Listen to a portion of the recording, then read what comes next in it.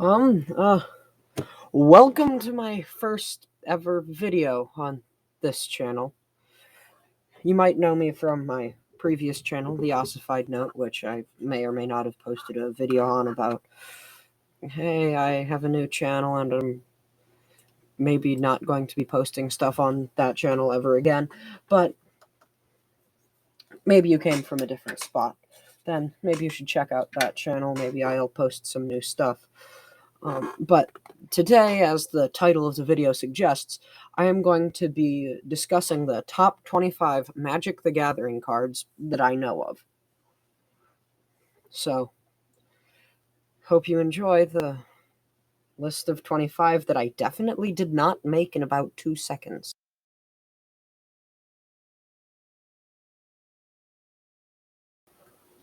So, number 25 is Ancient Tomb. I put this in the slot of number 25 because when it's played, it allows you to cheat out things like Azusa, Lost but Seeking, as seen in Game Knight's Commander 21 custom decks, as used by Craig Blanchett. That's quite the introduction, but he was able to use it to cheat out Azusa, Lost but Seeking, a turn early, which really helps. So it can be used for things like that, and, well, just in general, it gives 2 mana.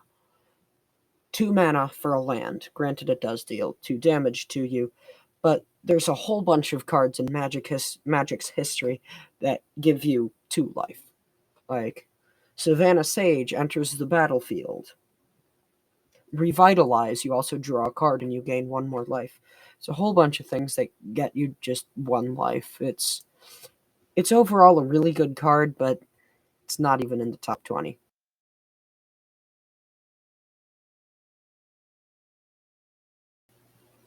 So the number 24 spot goes to the Blacker Lotus. Not quite as good as the Black Lotus, but the reason I put it here was because, 4 mana, it's a really good mana fixer, but, you do have to destroy the card, and it does cost quite a, not really a hefty price, it's only $35, but still, I guess that is kind of a hefty price for a literal one-use card.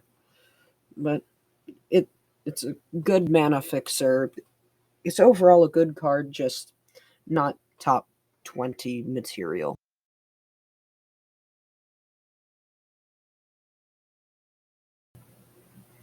So, number 23 is Seedborn Muse, because its main feature is that untap all permanents you control during each other player's untap step. So it's really good for instants, and if you have a Vidalcan Ori, then it's really good for just having a little mini turn during someone else's turn. But it's also, but what I think is kind of obvious, the first thing I saw was it's a 2/4, which means it's really good against like those 1/3s. No, not really. It'll block it, but it's good against the 2/2s, which 1/3s aren't, or the 3/2s. It's a really good. It's not really a really good creature, but its ability puts it over all the other 2/4s I've seen.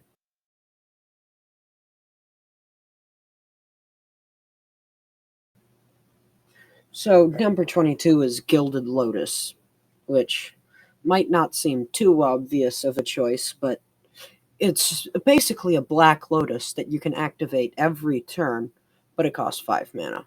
Oh well. But the huge thing about the Gilded Lotus is it's only 5 mana, you get 3 mana. It's probably one of the better mana rocks I've seen. It doesn't quite pay for itself on the first turn, but it does on the second. I realize now that I should have swapped the places of 21st place and this one, because you'll just see. But in general, the Gilded Lotus is a pretty good card. Like, you can put it in any deck and it's good.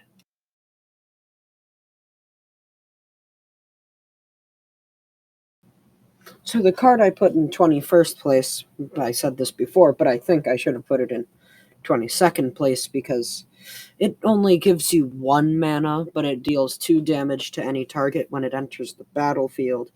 It's complicated, but I mean, it is good for getting rid of those like chump blockers that might be in your way, or like 0/2s tokens, 2/2 cats, whatever. I've played against quite a few 2/2 cats. Those things are not fun, but a lot of things can just be solved by 2 damage. Hence why I also put the Seedborn Muse in here, because it's a 2/4. But a lot of things can be solved with 2 damage. If not, then who knows? Someone just went from like 20 life to 18. It's overall just a really good card, but I mean, not really good. I put it in all of my decks because it's colorless and it gets you mana. And it's really common to come across during, like, when you're opening Core Set 2021 booster packs, which I've opened over 40. But we don't have to get how much money I've wasted on Magic. But overall, it's a good card.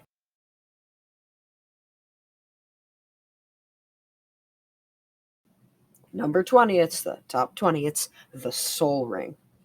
It's probably more of a controversial pick than anything, and it's a good card. I like it in all of my decks. It costs $1.50, yet you find it in every pre-constructed commander deck. It's a really good card, and it pays for itself right as you put it in. It can be used on turn 1. I mean, if you have the correct hand, you could put down 2 on turn 1 if you have an Ancient Tomb and 2 Sol Rings. 6 mana turn 1. That's half of a Blightsteel Colossus. But it's just a really good card to have in general.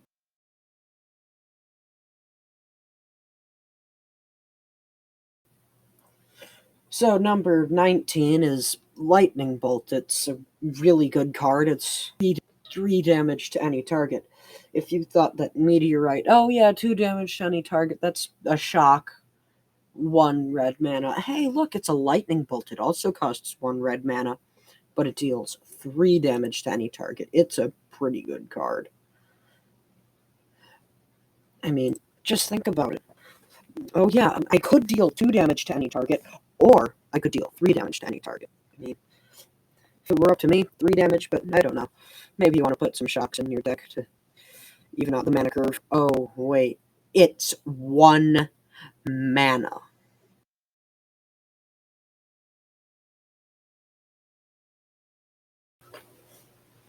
So number 18, I put in the 18th place rather than swapping it with the Sol Ring, because it's the Mana Crypt, for one. Who doesn't like their fun old Mana Crypt? It's easy to get it. I mean, it's expensive, kind of. $179, but it's a good card. The only downside is it costs 0. I guess that isn't a downside. So I guess the only downside is that maybe it'll deal 3 damage to you. On average, it'll deal 1.5 because probability and everything. But the Ancient Tomb deals 2. Sol Ring costs 1. It's a fair median. Overall, it's a really good card. I actually put it closer on the same ring of Sol Ring. Sol Ring, Lightning Bolt, and Mana Crypt, they're all pretty much on the same level.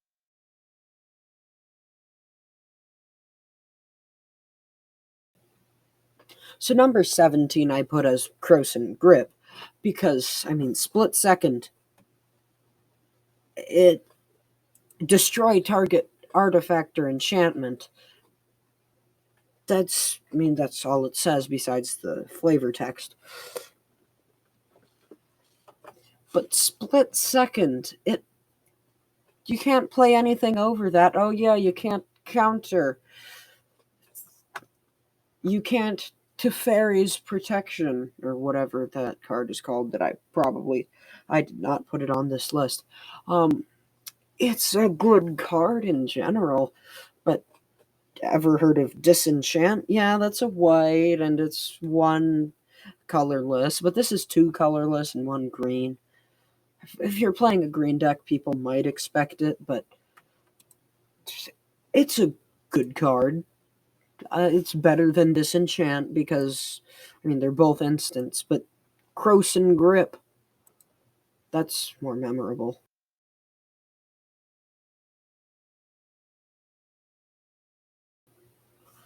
So, number 16, it holds a special place in my heart, is Nicol Bolas Dragon God. However you say it, however you want to say it. It's a good card. It's a literal winning condition. It gets all other loyalty abilities. Oh, you have an Ugin the Spirit Dragon? Mind if I have some of those loyalty abilities and kill you with them while you're upticking? It is. If Nicol Bolas gets to 8 loyalty, chances are you're going to lose. Unless if you have Nicol Bolas, then you're going to win. It's a really good card to have. And what it costs, I don't know, $7.37. I literally just checked it. It's legal in Commander, so I I'd put it in any Nicol Bolas deck I have. It's just a good card.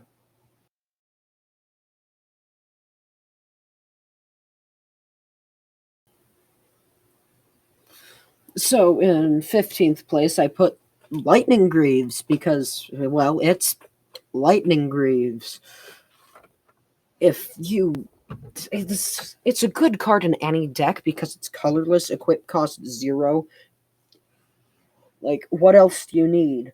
Oh yeah, I have a Blightsteel Colossus that I just put out. Lightning Greaves. That's just killing someone if they don't have a blocker. And if they do, what if it's a chump blocker? 1-1, still Blightsteel Colossus is going to kill him.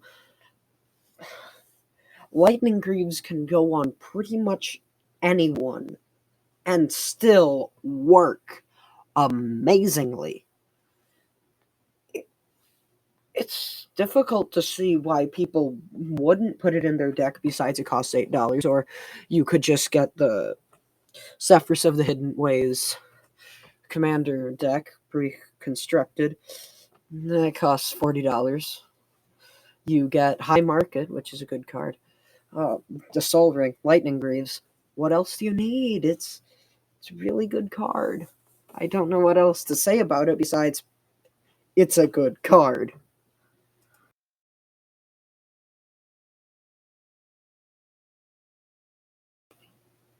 So, Eldrazi Conscription, number 14. What's not to like about it besides the hefty 8 mana price and the $10 cost for the actual card? But who cares about that?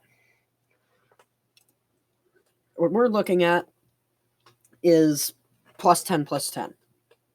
Trample, Annihilator 2. I'm sorry, what? 10, 10, and Trample. Plus 10, plus 10. Trample. That's kind of a good card. Annihilator 2, put that on an It That Betrays. I mean, It That Betrays already has Annihilator 2. I'm not sure if that stacks. Probably not. But that would be a 21-21 It That Betrays with Trample. If you're able to keep stuff, which you probably won't be because Annihilator 2, it's going to kill you anyway. This thing is just a really good card for any deck. Oh yeah, just slide an Eldrazi Conscription into a white life gain deck. No one's gonna expect. Oh yeah, hi, I have 8 mana. Eldrazi Conscription, die. So no one's gonna expect it.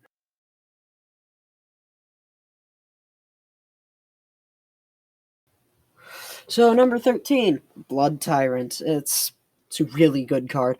Oh yeah, at the beginning of your upkeep, you put at least 2+1/+1 counters to taking it from a 5/5 trampler to a 7/7 trampler to a 9/9 trampler, or just a lot of counters quickly. Just keep doing it because gets +2/+2 every turn at least. Unless if someone loses the game, then it gets +5/+5. When paired with the Door to Nothingness, oh yeah, target player loses the game. Blood Tyrant gets 5+1/+1 counters. Next turn, target player loses the game. Blood Tyrant gets another 5+1/+1 counters. Oh no, you Krosan gripped it. I'm gonna attack you with what is it after 2 turns +10/+10. 4 people, 2 turns. It's a lot of counters.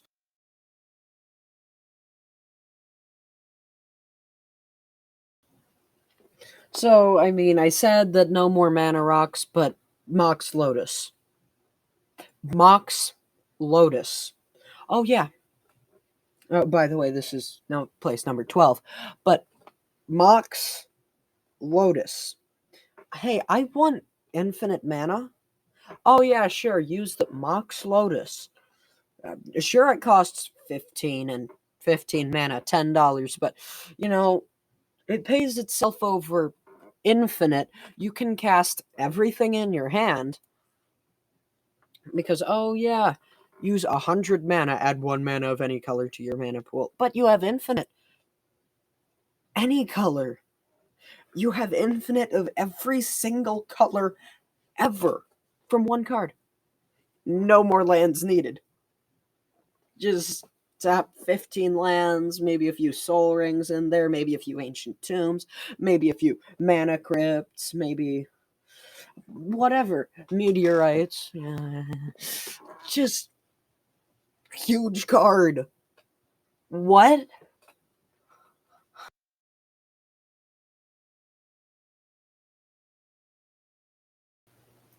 So almost at the top 10, almost at the honorable mentions.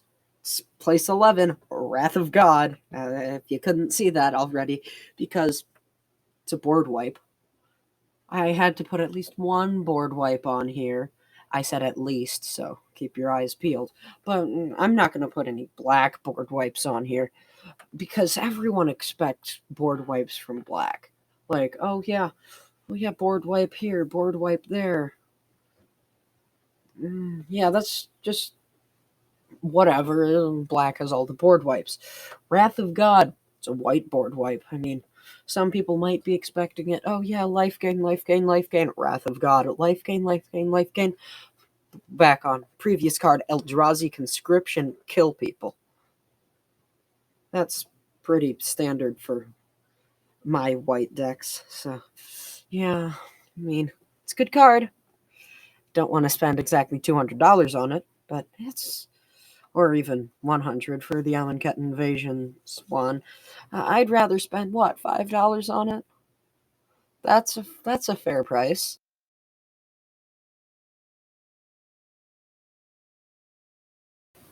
And now for some honorable mentions. The first honorable mention is, as you can see, Grim Tutor. It's basically a demonic tutor, but it costs 1 more and you lose 3 life. But, I mean, life really isn't a problem unless if you're at a low life total or someone has a big creature that can kill you in 2 hits. Like something I might mention later. But it's not quite as good as a demonic tutor, but still it's a really good card. It's about $20. It's just a little price point. You can easily open it up in like one of those M21 booster packs. It's a good card. So the second honorable mention is the Platinum Angel because it's the Platinum Angel. You can't lose the game. Your opponents can't win the game. It has flying. If you play this to like a wiped clean board state, like, oh yeah, Wrath of God, and then you just play a Platinum Angel, that's a pretty good spot to be in.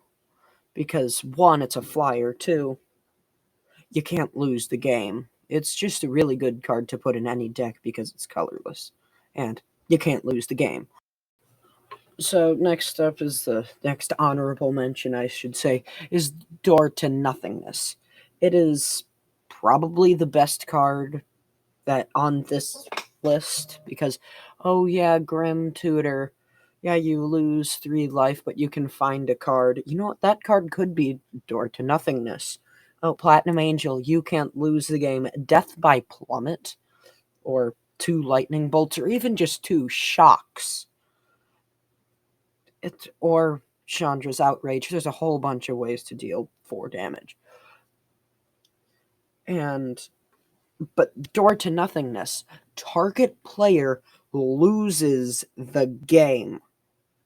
Do I have to say anything besides loses the game? You get to choose who loses the game.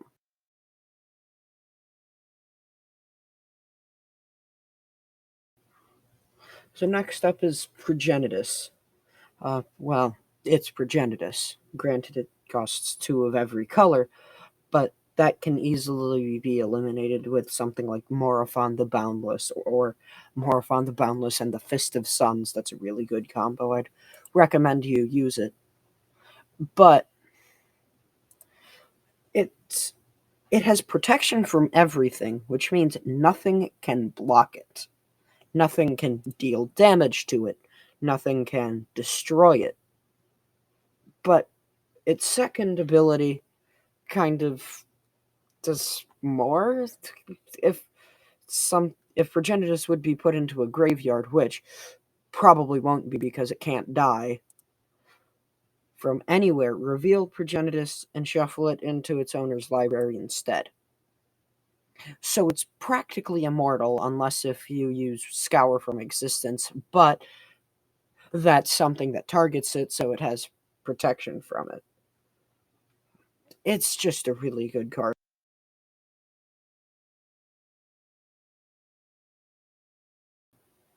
So at number 9 is Demonic Tutor. I put Grim Tutor in the honorable mentions that couldn't quite make it into the top 25.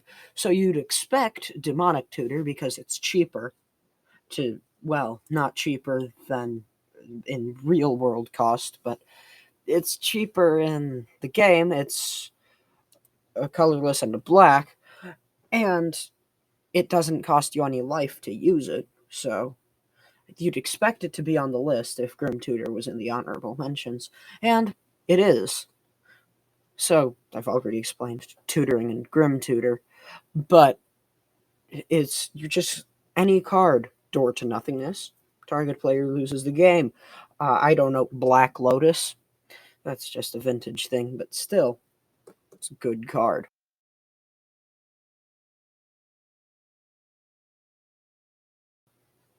So number 8 is Avacyn, Angel of Hope, because I mean, the only way to destroy Avacyn is with like two things that make you lose indestructible and deal 5 life. It's Soul Seer, I think it is, but that is the only, or Exile, but that can easily just be countered. So can the Soul Seers, but whatever. But it gives everything indestructible, and it has flying and vigilance. But pair up a Moment of Heroism with it. Wow, that's 10 flying, lifelink, vigilance, indestructible. Like, what else do you need? And it also gives other permanents you control indestructible. Like, oh yeah, that Door to Nothingness, now you can't destroy it. Like, what? Excuse me. What?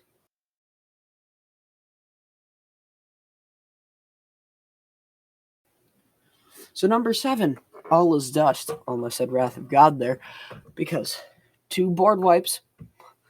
I mean, no one expects a board wipe from white. I mean, some people might, but just pull out a colorless board wipe, and people are like, "What?" And granted, it does cost 3 more, but you can use mana of any color, like 5-color deck. This is a really good board wipe to put in there, because people will be expecting, oh yeah, Wrath of God, all the blacks, board wipes. I can't name them all. Doomblade, just to eliminate tiny creatures. But then you pull out All is Dust. Granted, probably all of your board dies, but it's not creatures, it's all permanents. So do with that what you will. Most people will only have like a Soul Ring, lands, a door to nothingness. Just some tiny things like ramp. It's insane.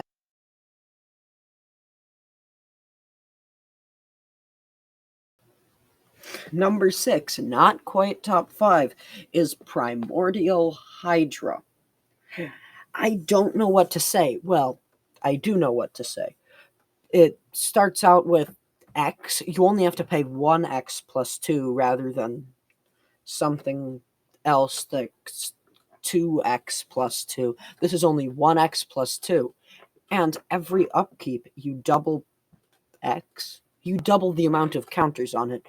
And if you pay like 5, so pay 7 for this, 5, the 5 counters will double to 10, will double to 20. And it's on turn 2 of you having this out, it's gonna have trample if you pay 5.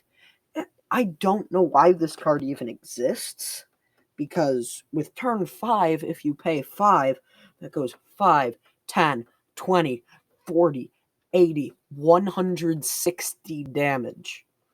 I mean, there are a whole bunch of things. Oh yeah, destroy target creature with power 4 or greater. Yeah, that's not really a fun thing to play against this, but it is way too powerful for anyone to put in their deck. I mean, no one's going to be expecting this from a mono green deck.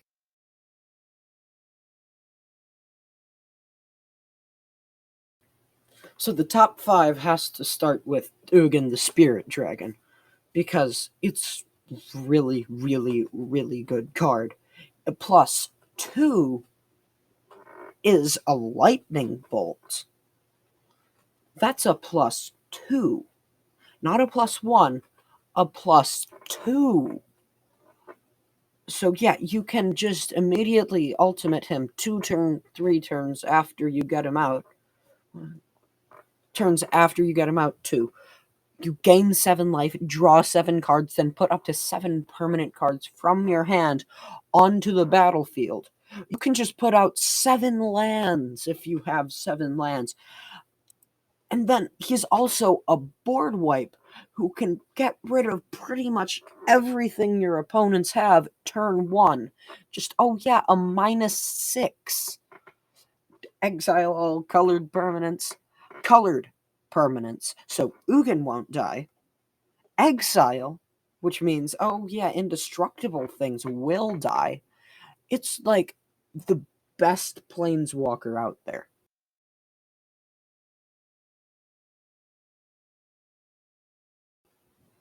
So number 4 is Blightsteel Colossus. Pretty much turn 2 instant win scenario.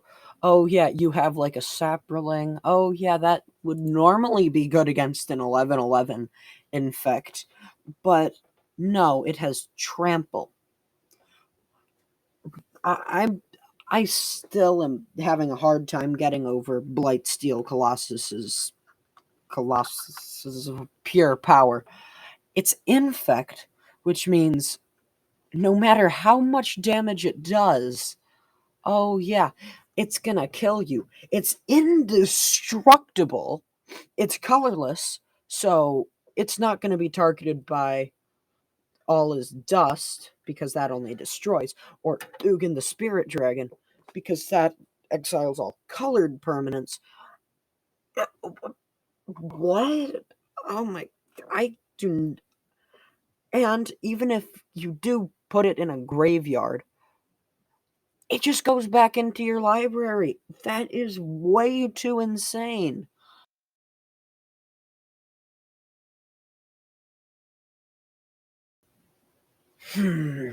Number 3 is Time Walk, because Time Walk. It's just a colorless and a blue for an extra turn. It's it's so powerful that it is. Here, let me get out the list. It's not legal in Standard, not legal in Pioneer, not legal in Modern, banned in Legacy, banned in Commander, not legal in Alchemy or Brawl, historic or pauper or penny, but it is restricted in vintage. These are the exact same stats as the Black Lotus because it's a colorless into blue, and you just get an extra turn. That Karn's Temporal Sundering costs more. Granted, it does do like a little bit more, but it's a legendary sorcery. This is just a 1 in a blue, take an extra turn. Oh my gosh.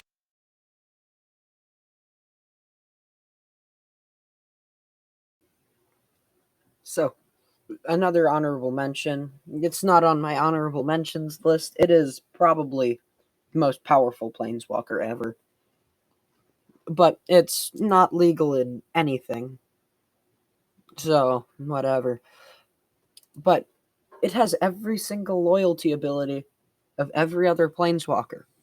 If you didn't see, or if you're not seeing already, it's Urza Academy Headmaster.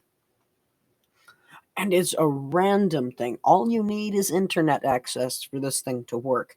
And this thing will just win you the game. Like, I once got -6 of you gain 100 life.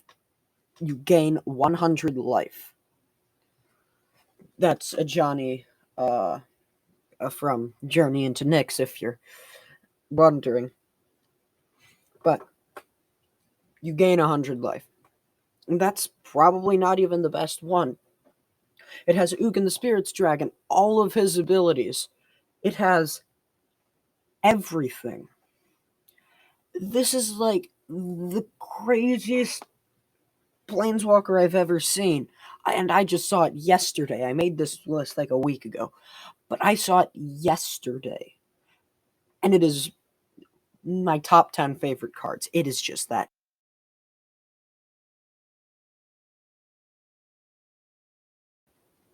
So the number 2 spot I gave to the Black Lotus because, well, I mean, it's the Black Lotus.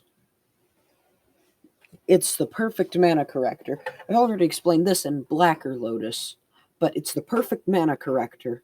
You just get, oh yeah, 3 mana of any color. Of any one color. Granted, Gilded Lotus can do this every turn. Mox Lotus can give you infinite, but none of them besides Blacker Lotus cost 0. Cost 0 mana. Well, 0 mana, not 0 money, because this costs about $15,000. But it is what most people would say as the most powerful card in Magic, but I think that there's one better.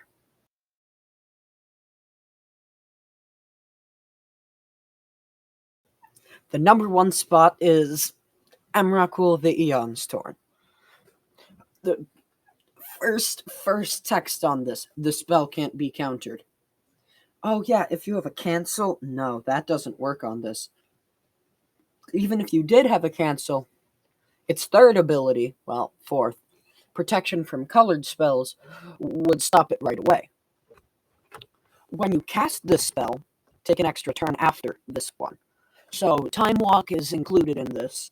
So let's say if you didn't take an extra turn, the Time Walk would be excluded, whatever. I have no idea what I was just saying there.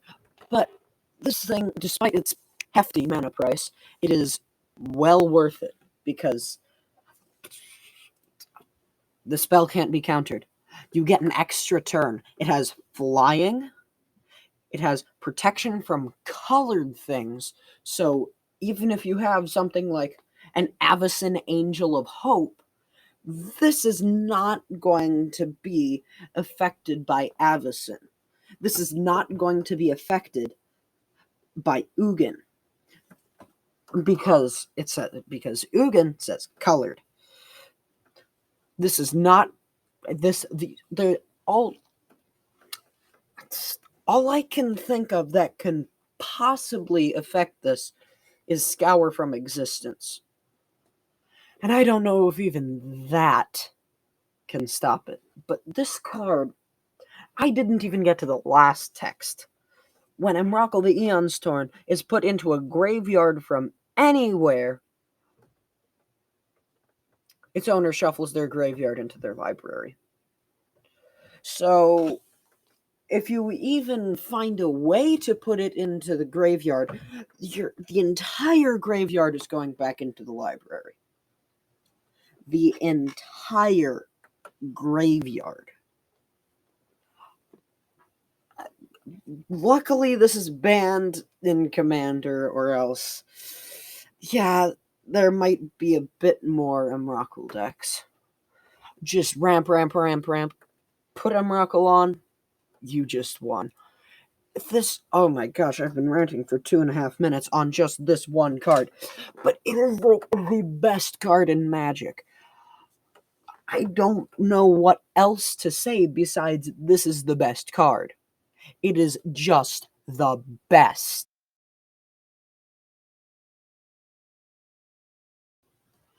For anyone who's still around after the over 30-minute video, thanks for watching the entire thing. I hope you like and subscribe, because this is a new channel, and it really, really, really helps me out. But it's I loved making this video, and even if I don't get even one subscriber off of it, it's a really good.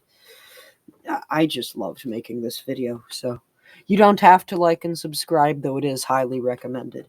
And if you do, you don't even have to put notifications on. And even if you do, you probably won't get that many, because I don't post anything. If you have seen the upload consistency on my previous channel, which I might link in the description. So, bye.